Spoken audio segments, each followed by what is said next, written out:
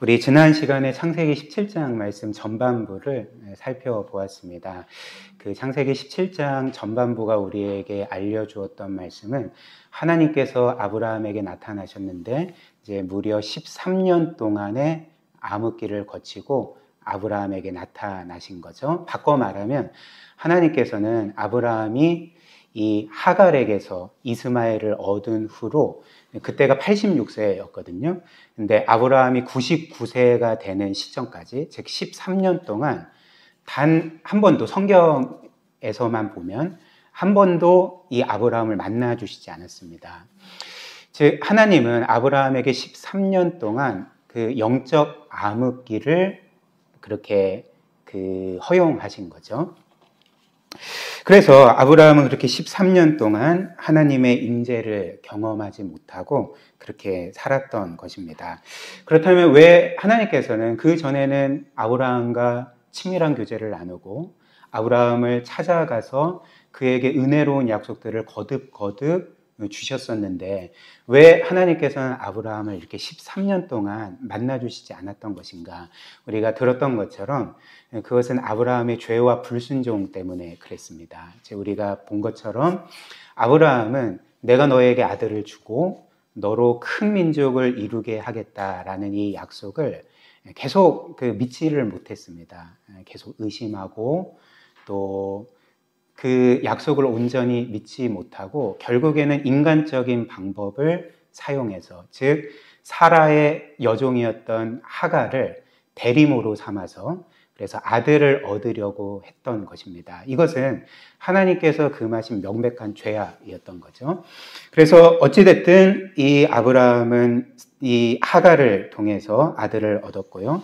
하나님께서는 13년 동안 그를 만나주시지 않고 하나님의 은혜로운 임재를 완전히 거두어 들이심으로써 그에게 이런 영적 암흑기를 보내게 하셨던 것입니다.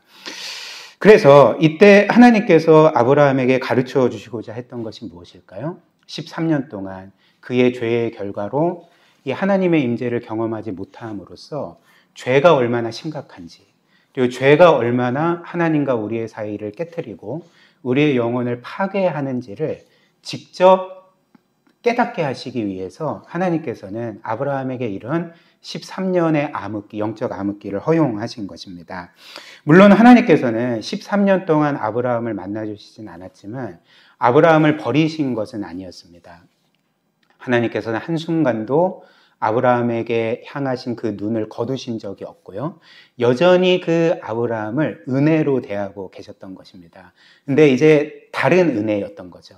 아브라함을 죄에서 고치시고 그 죄악에서 구원하시기 위한 그 은혜를 이 아브라함에게 베풀고 계셨던 것입니다. 그래서 우리도 마찬가지 아닙니까? 하나님은 늘 우리의 죄에 대해서 경고하십니다.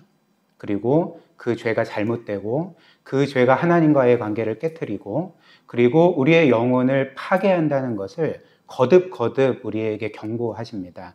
그럼에도 불구하고 우리가 계속 죄 가운데 거하고 죄를 버리지 않고 계속 그 죄를 짓는다면 하나님은 어떻게 하실까요? 그러니까 우리를 버리시지는 않지만 하나님은 그때 우리를 그 죄 가운데 내버려 두심으로써 우리 스스로 죄의 비참함을 겪게 하시는 거죠. 그 죄가 얼마나 고통스럽고 비참하고 내 영혼을 파리하게 만드는지를 직접 겪게 하심으로써 그 죄에서 끊어내고자 하나님께서는 종종 이런 은혜의 섭리를 우리에게 베푸신다는 것입니다. 그러나 그럼에도 불구하고 하나님은 아브라함에게 신실하셔서 13년 만에 다시금 나타나셨을 때 그의 죄를 꾸짖으신 것도 있었지만 어떻게 하셨습니까? 놀랍게도 이 아브라함에게 다시 구원과 복의 약속을 주셨던 거죠. 그리고 오늘은 이어서 이제 이 창세기 17장의 나머지 부분을 살펴보기를 원하는데요. 그것은 하나님께서 이 아브라함과 그의 후손에게 명하신 할례 명령입니다. 그래서 저는 여러분들과 함께 이 말씀을 세 부분으로 살펴보겠습니다. 첫 번째로 하나님께서 아브라함의 자손들에게 주신 약속을 살펴볼 거고요. 두 번째로 이 할례 명령에 대해서 살펴보겠습니다. 그리고 마지막 세 번째로 그리스도께서 할례를 받으셨다 성경이 말하는데 이 그리스도의 할례가 무엇인지를 함께 살펴보겠습니다. 첫 번째로 하나님은 아브라함에게만 약속을 주신 것이 아니라 그의 후손이 될 많은 사람들에게 구원과 복의 약속을 주셨습니다. 우리 창세기 17장 7절부터 9절 한번 다시 보십시오. 내가 내 언약을 나와 너 및 너 대대 후손 사이에 세워서 영원한 언약을 삼고 너와 너의 후손의 하나님이 되리라. 내가 너와 너의 후손에게 너가 거류하는 이 땅 곧 가나안 땅 온 땅을 주어서 영원한 기업이 되게 하고 나는 그들의 하나님이 되리라. 하나님이 또 아브라함에게 이르시되 그런즉 너는 내 언약을 지키고 너의 후손도 대대로 지키라. 그래서 하나님께서는 아브라함뿐만 아니라 그의 후손들에게 너의 후손의 하나님이 될 거다. 내가 너의 후손의 하나님이 영원한 하나님이 될 거고 그들은 내 백성이 될 거고 이것은 영원한 언약이다. 이렇게 약속을 하신 거죠. 그런데 우리가 여러분들도 구약 성경을 쭉 읽다 보면 우리가 발견하는 사실이 있습니다. 하나님께서는 분명히 아브라함의 후손, 우리가 알기로는 이스라엘 백성에게 내가 너희의 하나님이 될 거다. 이것은 영원한 언약이다. 이렇게 약속을 하셨지만 그런데 구약 성경을 보면 이 하나님의 약속과는 달리 아브라함의 모든 후손들이 구원받은 게 아니었다는 거죠. 아브라함의 모든 후손들은 계속적으로 하나님께 죄를 짓고 불순종하고 우상 숭배를 하고 하나님을 떠나기도 하고 하나님께 반역하기도 했습니다. 그리고 하나님은 구약 역사에서 기록된 것처럼 그런 이스라엘 백성들을 오래 참아 주셨지만 결국에는 그들의 그 죄가 극에 달했을 때는 하나님이 그들을 심판하셨던 것입니다. 그렇다면 오늘 하나님께서 이 아브라함에게 주신 약속, 내가 너뿐만 아니라 너의 후손의 하나님이 될 거고 이것은 영원한 언약이다라는 이 말씀은 지켜지지 않은 것인가? 왜냐하면 이 약속을 받은 이스라엘 자손 중에 구원받지 못하고 멸망한 자들이 있었기 때문에 이 구원의 약속은 취소된 건가?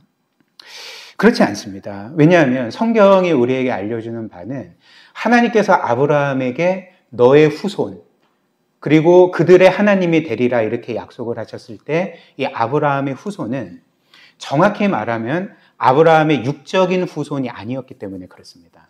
성경은 하나님이 말씀하신 아브라함의 후손은 그들의 육신의 후손이 아니라 그의 육신의 후손이 아니라 영적인 후손이라고 말씀을 하셨던 거죠. 즉 아브라함과 동일한 믿음으로 하나님과 예수 그리스도를 믿고 구원받을 우리 모두를 아브라함의 영적인 후손이라고 말했던 것입니다. 예를 들면 로마서 9장 한번 보십시오. 로마서 9장 6절부터 8절 한번 보시면 6절입니다. 그러나 하나님의 말씀이 폐하여진 것 같지 않도다. 여기에서 하나님의 말씀이 폐하여진 것 같지 않도다 할 때 이 말씀은 하나님이 아브라함에게 주신 약속을 의미합니다. 내가 너의 후손의 하나님이 되고 이것은 영원한 약속이다. 그들을 영원히 구원하겠다. 이 약속이 폐하여진 것 같지 않다. 취소된 것 같지 않은 것 같다. 이렇게 말을 하는 거죠. 그래서 그 이유가 무엇일까요? 이어서 이스라엘에게서 난 그들이 다 이스라엘이 아니고 7절 또한 아브라함의 씨가 다 그의 자녀가 아니라 오직 이삭으로부터 난 자라야 너의 씨라고 불리리라 하셨으니 곧 육신의 자녀가 하나님의 자녀가 아니고 오직 약속의 자녀가 씨로 여기심을 받느니라. 이 로마서가 알려주는 것은 아브라함의 육신의 후손이 아브라함의 진짜 자손이 아니었다는 거죠. 영적인 자손, 약속의 자손이 하나님께서 그 구원하기로 약속하신 그 아브라함의 자손이었다는 것입니다. 그렇다면 그 약속의 자녀는 누구겠습니까? 갈라디아서 3장 6절 7절 아브라함이 믿음에 그것을 그에게 의로 정하셨다함과 같으니라. 그런즉 믿음으로 말미암는 자들은 아브라함의 자손인 줄 알지어다. 29절. 너희가 그리스도의 것이면 곧 아브라함의 자손이요 약속대로 유업을 이을 자니라. 그래서 갈라디아서 말씀이 분명하게 말하는 거죠. 아브라함의 육적 자손이 하나님께서 구원을 약속하신 아브라함의 진짜 자손이 아니었고, 아브라함과 동일한 믿음으로 그리스도를 믿고 구원받을 그리스도께 속한 자들이 하나님께서 이때 약속하신 아브라함의 진짜 영적인 자손이었다. 이렇게 그 말을 하고 있는 것입니다. 그래서 우리가 깨닫게 되는 바가 무엇일까요? 하나님이 창세기 17장에서 수천 년 전에 아브라함에게 구원과 복의 약속을 주셨을 때 내가 너희 후손의 영원한 하나님이 되리라 라고 약속하셨을 때 그 언약에 우리도 포함되어 있었다는 것입니다. 우리도 그 언약에 포함되어 있었다는 거죠.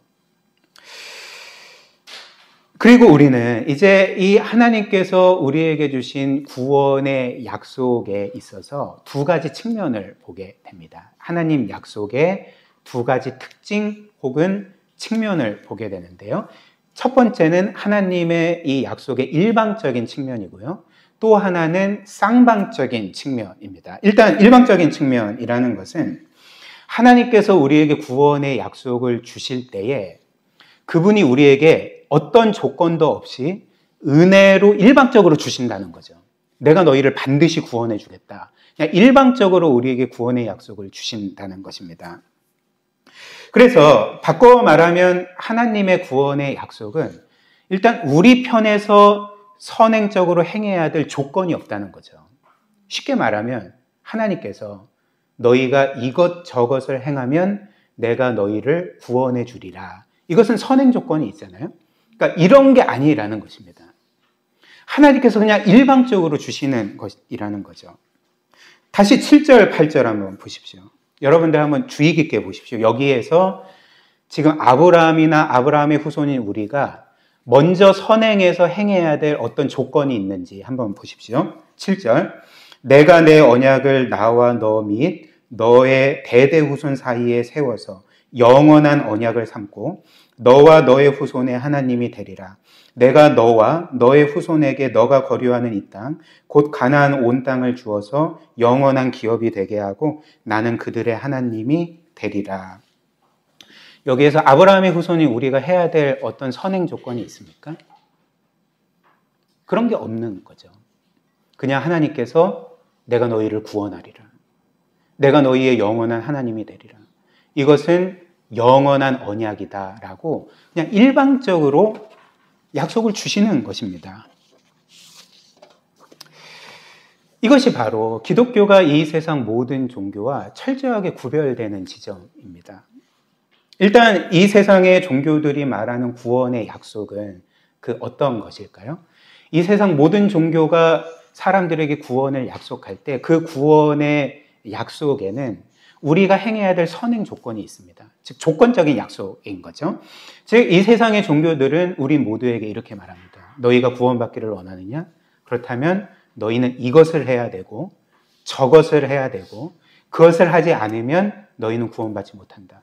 그러나 너희가 그것을 한다면 너희는 구원받게 될 거다. 이게 이 세상 모든 종교가 사람들에게 제시하는 구원의 조건적인 약속입니다.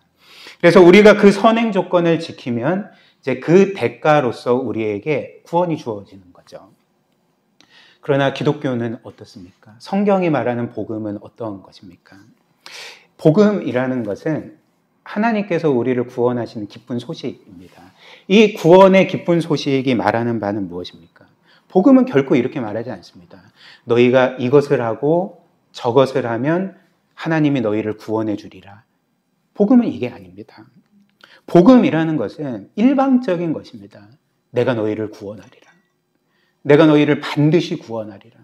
그리고 내가 너희를 구원하기 위해 이미 내 외아들을 십자가에 못 박았다. 그리고 그 핏값으로 너희의 모든 죄값을 치렀다. 그렇기에 너희는 그 예수 그리스도를 믿으라. 그리스도를 믿는 누구든지 구원을 받으리라. 이게 복음인 거죠.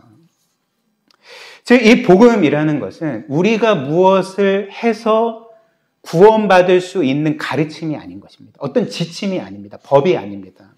복음이라는 것은 일방적인 선포인 거죠. 예를 한번 더 들어보겠습니다. 저나 여러분들이 사업가라고 가정을 하고, 그래서 저나 여러분들이 사업에 실패해서 100억 원의 빚을 졌다고 해봅시다. 뭐 엄청난 돈이죠. 그래서 며칠 안에 그 100억 원을 갚지 못하면 우리는 감옥에 가게 되어 있습니다. 그러니까 굉장히 위기 상황인 거죠. 그렇다면 이때 우리에게 필요한 구원의 그 소식은 무엇일까요? 우리에게 필요한 게 무엇이겠습니까?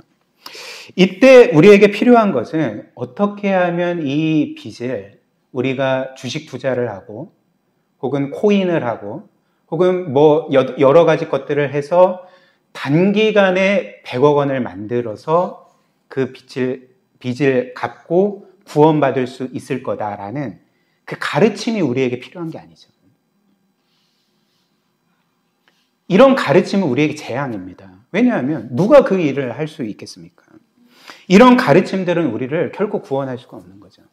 그렇기 때문에 우리에게 필요한 것은 무엇입니까? 우리가 구원받기 위해 행해야 될 가르침이 아니라 구원의 일방적인 선포인 거죠. 즉 단기간에 어떻게 하면 100억 원을 벌어서 빚을 갚을 수 있는지 그 지침이나 가르침이 아니라 우리에게 필요한 것은 누군가가 우리를 위해 100억 원의 빚을 갚아주었고 그래서 우리를 그 모든 빚으로부터 해방시키고 구원해줬다는 소식이 우리에게 필요하다는 거죠. 성경이 말하는 것은 우리의 죄의 빚은 100억 원 정도가 아닙니다. 우리는 이 죄의 빚으로부터 결코 구원받을 수가 없습니다. 우리에게 복음은 어떤 것일까요? 바로 예수 그리스도께서 우리의 무한한 죄의 빚을 대신 짊어지시고 그분의 피값으로 모든 죄를 그 죄의 빚을 탕감해 주시고 우리를 영원토록 구원해 주셨다는 그 일방적인 선언이 바로 성경이 우리에게 말하는 이 놀라운 구원의 소식인 것입니다. 이것이 바로 하나님의 구원의 약속의 일방적인 측면인 거죠.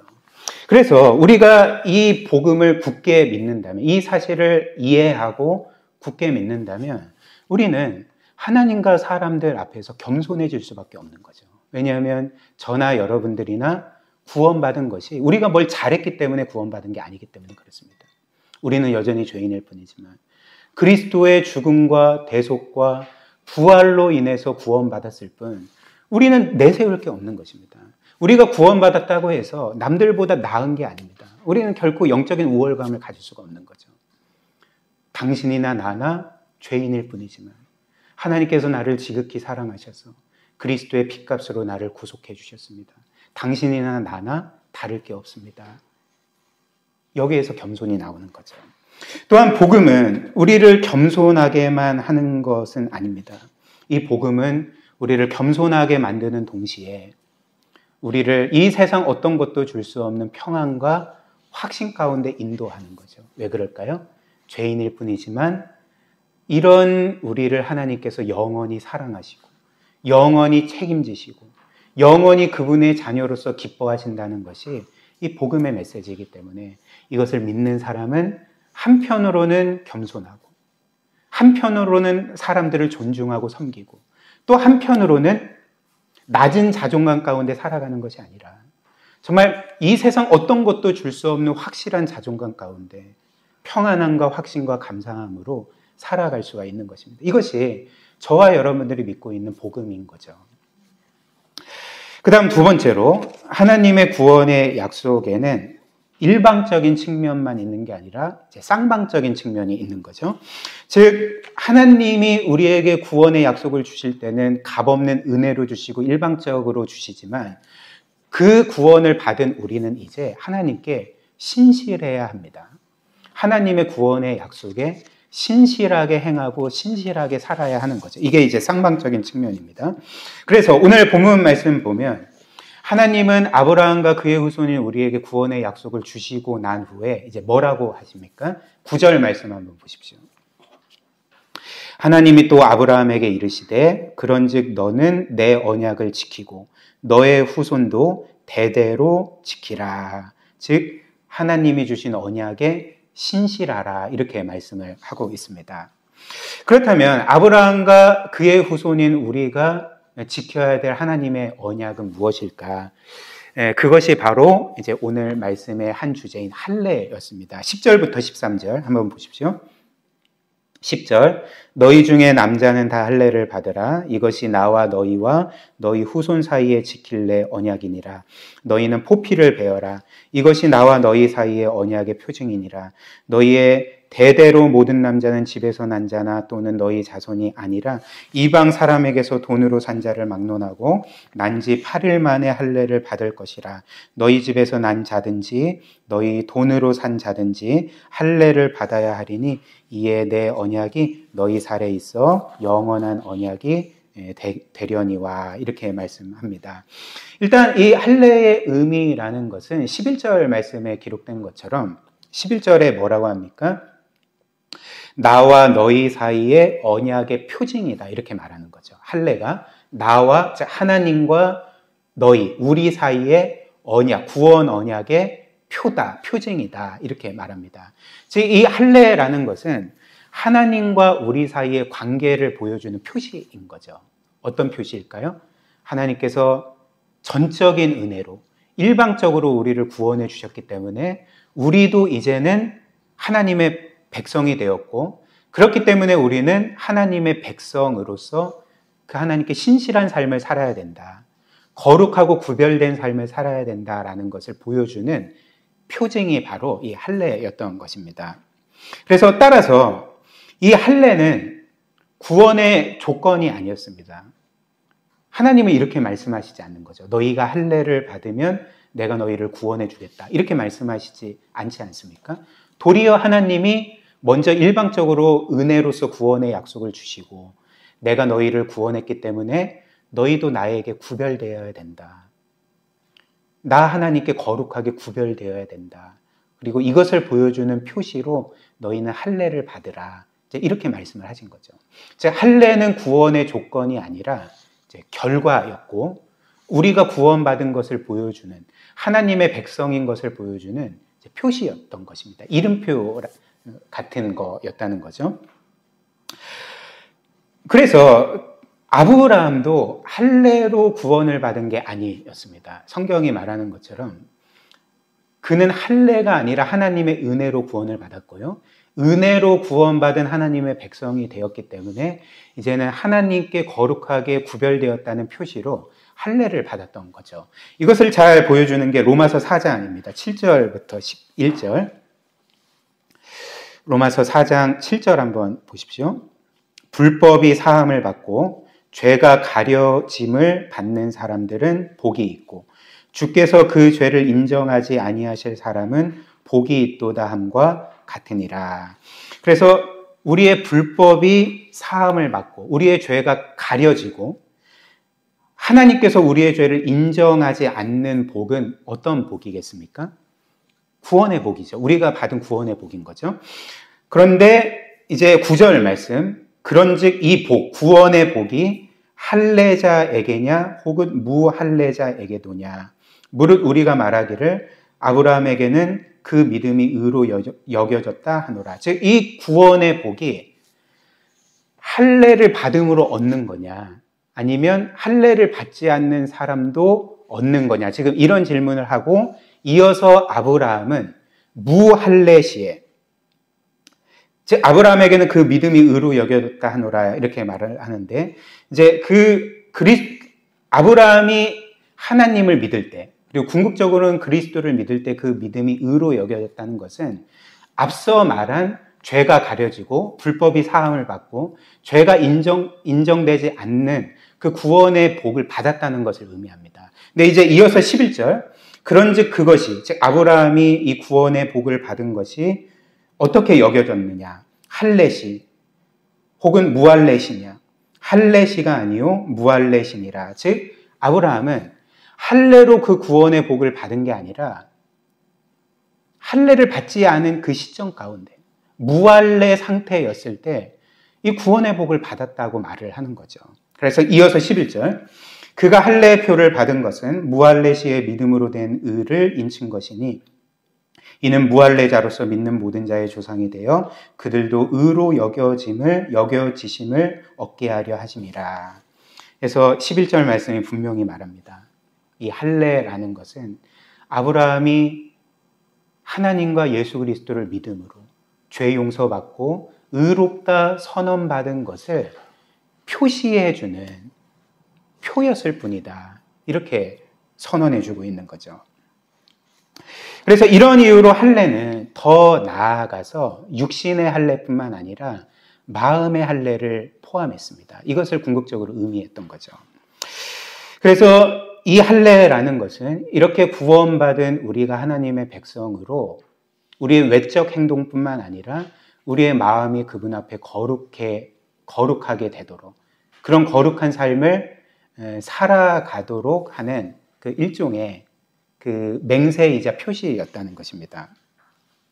그래서 신명기 10장 보면 15절 16절 보시면 이제 이렇게 말합니다.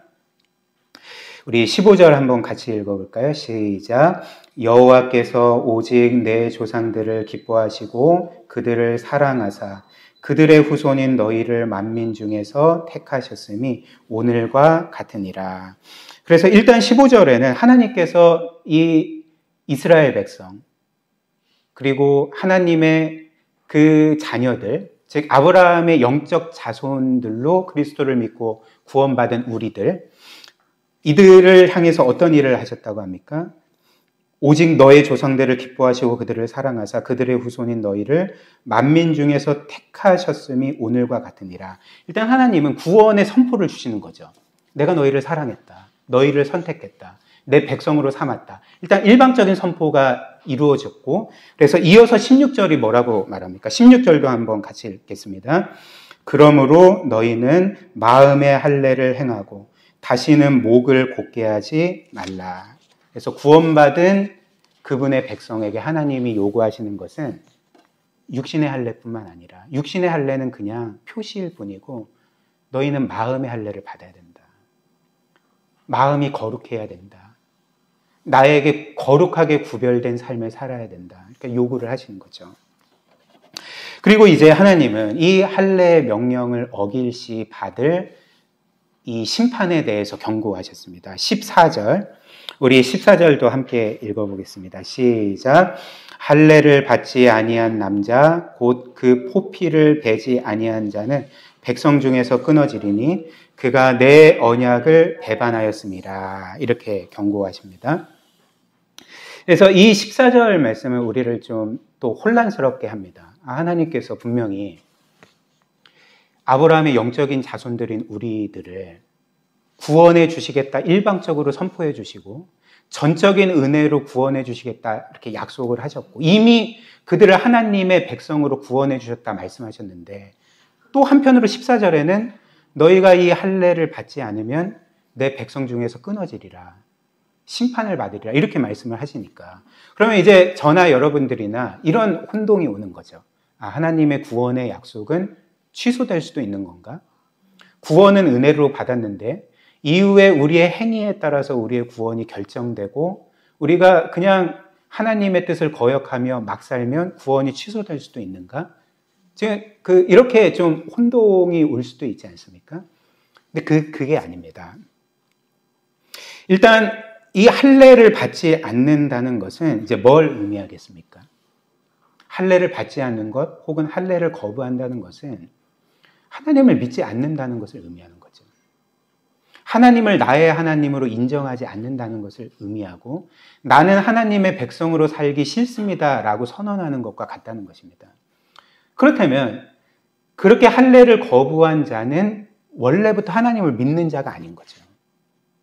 하나님을 그분의 하나님으로 영접하거나 자신이 하나님의 백성이 되고자 하는 마음을 전혀 갖지 않는 것을 의미한다는 것입니다. 그러니까 이런 사람이 당연히 하나님의 백성 중에서 끊어지는 것은 당연한 거죠. 그런데 이제 여기에 문제가 있었습니다. 여호수아 5장에 따르면 이제 이후에 아브라함의 자손들, 이스라엘 백성들을 의미하죠. 이 이스라엘 백성들은 하나님의 놀라운 구원을 경험하고 이제 출애굽하고 근데 이제 광야에서 어떻게 했냐면 여호수아 5장에 따르면 이들은 광야 40년 동안 할례를 받은 적이 없었다라고 우리에게 전해줍니다. 하나님의 이 명령을 어긴 거죠. 할례를 40년 동안 받지 않았고 우리가 아는 것처럼 이들은 끊임없이 하나님께 죄를 짓고 그분의 뜻을 거역하고 거짓 신을 우상 숭배하고 하나님께 반역했던 자들이었습니다. 그러니까 거기에 더해서 40년 동안 할례의 명령을 순종하지 않았던 거죠. 거부했던 거죠. 받지 않았습니다. 그리고 이들은 몸의 할례를 받지 않았을 뿐만 아니라 당연히 마음의 할례도 받지 않았겠죠. 하나님께 거룩히 구별된 백성으로 전혀 살지 않았습니다. 그래서 어떻게 됐을까요? 하나님의 경고대로 이들은 백성 중에서 끊어지리라. 그 이스라엘 백성, 하나님의 백성 중에서 끊어지게 되었던 것입니다. 사랑하는 여러분, 우리에게도 마찬가지입니다. 우리도 앞서 본 것처럼 우리가 구원받은 것은 하나님의 일방적인 구원의 약속과 선포와 그분의 전적인 은혜 때문입니다. 그리스도의 이루신 그 완전한 대속 때문에 우리가 구원을 받고 하나님의 백성이요 자녀가 되었던 거죠. 근데 하나님께서는 그분의 백성이요 자녀가 된 우리에게 오늘 이 말씀처럼 너희가 나에게 신실하라. 나의 언약에 신실하라. 똑같이 우리에게 명하십니다. 그래서 우리는 지금은 이제 몸의 할례를 받지는 않지만 우리 또한 마음의 할례를 받고 그분께 거룩하게 구별된 삶을 살아야 하는 거죠. 근데 실상은 어떻습니까? 그러니까 여기에 우리의 심각한 문제가 있는 거죠. 우리 또한 이스라엘 백성처럼 수없이 하나님의 언약에 불성실했던 거죠. 수없이 하나님께 죄를 지었고 불순종했고 때로는 하나님이 아닌 거짓 신들을 하나님처럼 섬기기도 했고 예배하기도 했고 그렇게 살았던 것입니다. 그렇다면 오늘 이 창세기 17장 14절에 하나님의 언약에 담긴 이 심판의 메시지에 따르면 우리는 어떻게 되어야 합니까? 저나 여러분들이나 백성 중에서 끊어져야 하는 거죠. 우리는 하나님의 백성 가운데서 끊어졌어야 했던 사람들입니다. 그러나 어떻게 되었습니까? 저나 여러분들이나 지금까지 우리는 끊어진 적이 없습니다. 저나 여러분들이나 하나님의 백성 중에서 끊어진 적이 없습니다. 저 같은 목회자도 왜 죄를 안 짓겠습니까? 무수히 많은 죄를 지었음에도 불구하고 저는 단 한순간도 하나님의 백성에서 끊어진 적이 없습니다. 하나님의 자녀의 무리에서 끊어진 적이 없는 거죠. 우리 모두가 여전히 하나님의 백성으로 자녀로 살고 있고 그리고 앞으로도 영원히 하나님의 자녀로 살 것입니다. 어떻게 이런 일이 일어날까요? 어떻게 이런 일이 가능합니까? 그래서 마지막 셋째로 이 모든 답이 예수 그리스도께 있는 거죠.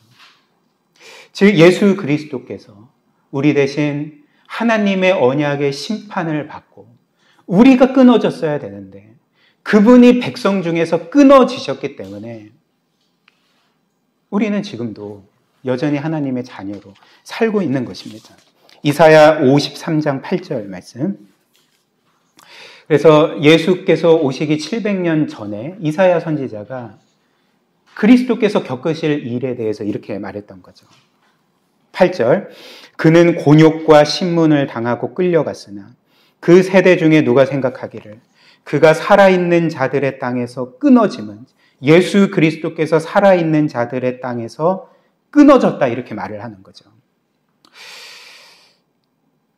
마땅히 형벌받을 내 백성의 허물 때문이라 하였으리요.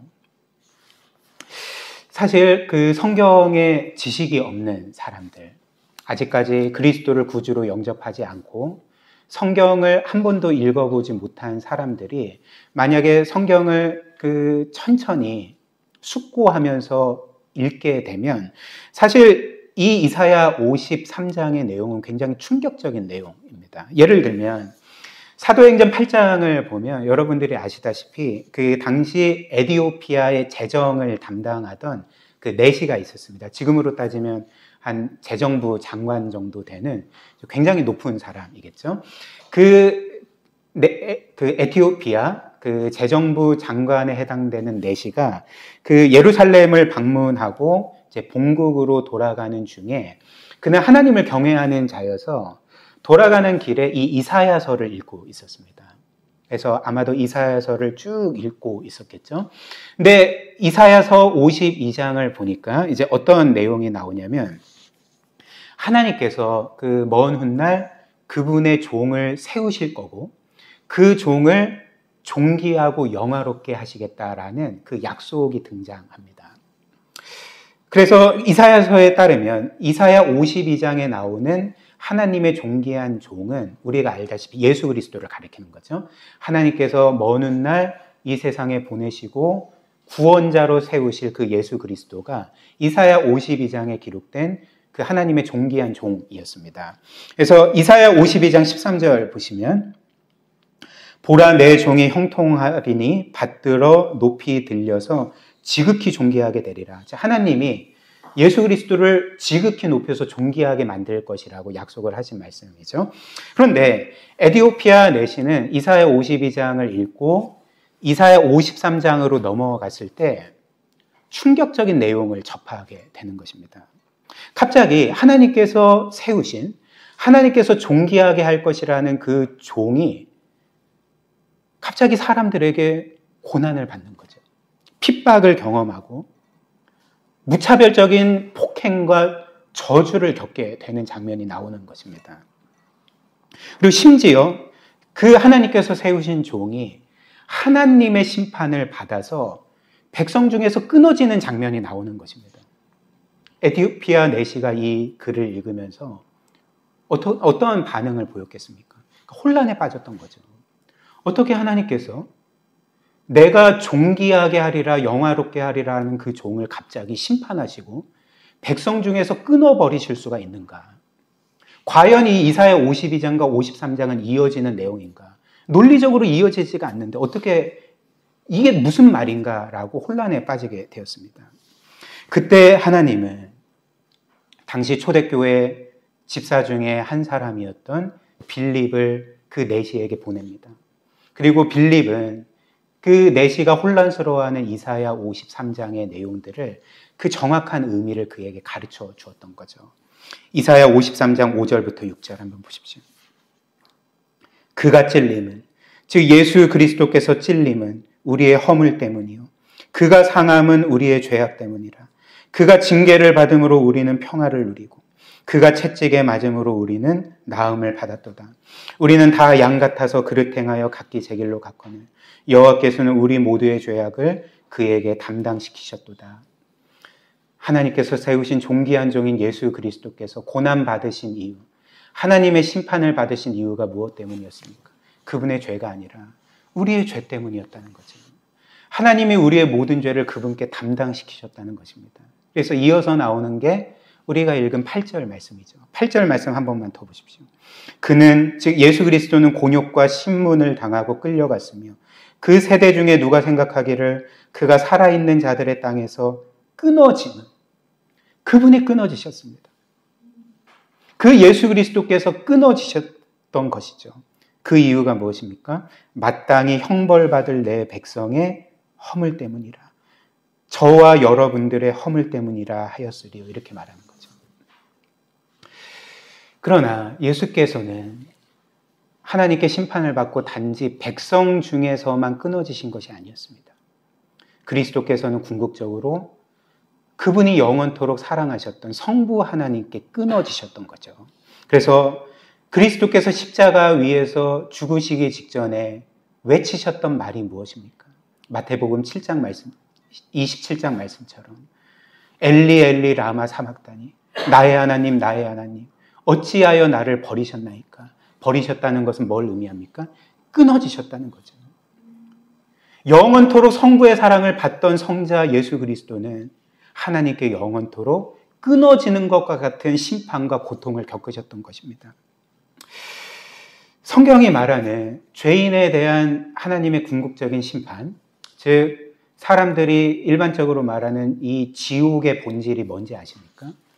사람들은 이 지옥이라는 것을 성경이 비유적인 표현으로 설명한 것을 보고 지옥이라는 것은 결코 꺼지지 않는 불이 타오르는 곳이고 회개하지 않는 죄악된 사람들이, 죄인들이 그 영원한 불에 던져지는 곳이야. 그래서 고통받는 곳이야. 보통 그냥 이렇게만 생각을 합니다. 물론 지옥에 그런 영원한 불이 있는지 없는지는 우리가 궁극적으로는 알 수 없습니다. 그게 문자적인 의미인지 비유적인 의미인지 그게 이제 해석의 여러 가능성들이 열려 있기 때문에 우리가 단정 지을 수는 없습니다. 그러나 그럼에도 불구하고 지옥의 본질은 무엇인지 아십니까? 영원한 불이 아니라 하나님에게서 영원히 끊어지는 게 지옥의 본질인 거죠. 죄인이 하나님에게서 영원히 끊어지는 것이 지옥의 본질인 것입니다. 그래서 데살로니가 후서 1장 9절이 이렇게 말합니다. 이런 자들은 주의 얼굴과, 성경에서 주 하나님의 얼굴은 하나님의 임재를 가리킵니다. 즉 하나님의 임재와 그의 힘의 영광을 떠나서 영원한 멸망의 형벌을 받으리로다. 지옥을 뭐라고 말합니까? 영원한 형벌을 뭐라고 말합니까? 하나님에게서 끊어지는 것, 하나님에게서 영영토록 떠나게 되고 끊어지는 것을 지옥의 본질이라고 말하는 거죠. 이게 뭘 의미하는지 아십니까? 이 세상의 선인이든 악인이든 죄인이든 모든 사람들이 죄인이죠. 하나님에게서 영원토록 끊어진다는 것은 뭘 의미하냐면 우리가 이 땅에서 당연하게 여기고 우리가 이 땅에서 누리는 모든 좋은 것들, 우리의 생명, 우리가 기뻐하는 사랑, 기쁨, 평안, 안식, 쉼과 그리고 우리가 누리는 모든 아름다움, 이 기쁨, 행복, 이 모든 것들이 영원토록 박탈되는 것을 의미하는 거죠. 왜냐하면 이 모든 것들은 여전히 하나님께서 선인이든 악인이든 차별 없이 모든 사람들에게 내려주시는 것이기 때문에 그렇습니다. 근데 그런 만복의 근원이자 생명의 근원이신 하나님께 영원토록 끊어지는 것은 이 모든 것들을 박탈당하게 되고 그래서 반대로 영원한 고통, 영원한 고독, 영원한 절망을 겪게 되는 것이 그 지옥이라는 것입니다. 그러나 예수 그리스도를 믿는 우리는 하나님에게서 결코 끊어지지 않습니다.